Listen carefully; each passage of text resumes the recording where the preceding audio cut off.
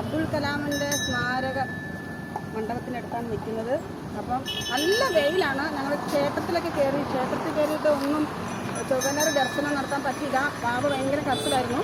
ഞങ്ങൾ ഇവിടേക്കൊന്ന് ജസ്റ്റ് കാണാൻ അകത്തേക്ക് കയറാൻ പറ്റുമെന്ന് അറിയില്ല, നോക്കാം.